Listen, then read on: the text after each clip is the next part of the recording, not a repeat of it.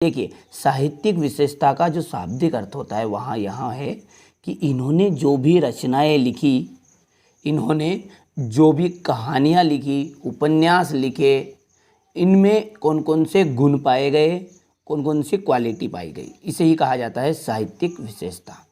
ठीक है, तो मन्नू भंडारी की जो कहानियाँ थी, उपन्यास इन्होंने लिखे, उनमें स्त्री मन से जुड़ी अनुभूतियों के चित्रण की प्रधानता है। कौन से गुण की प्रधानता है उनमें? तो इन्होंने जो भी कहानियाँ और उपन्यास लिखे उनमें स्त्री मन से जुड़ी अनुभूतियों के चित्रण की प्रधानता देखने को मिलती है।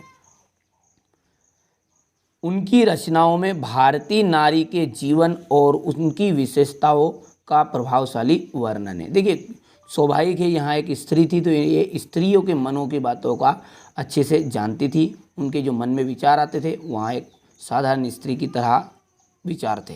तो उनकी रचनाओं में भारतीय नारी के जीवन और उनकी विशेषताओं का प्रभावशाली वर्णन देखने को मिला।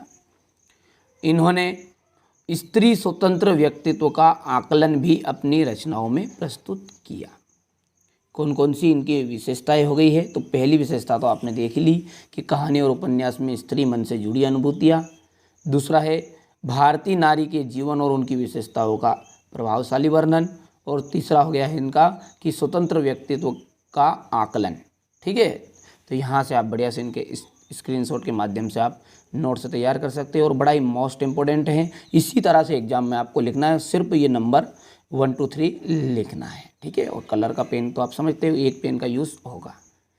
तो यहाँ से दूसरी रचना और तीसरी रचना लिख सकते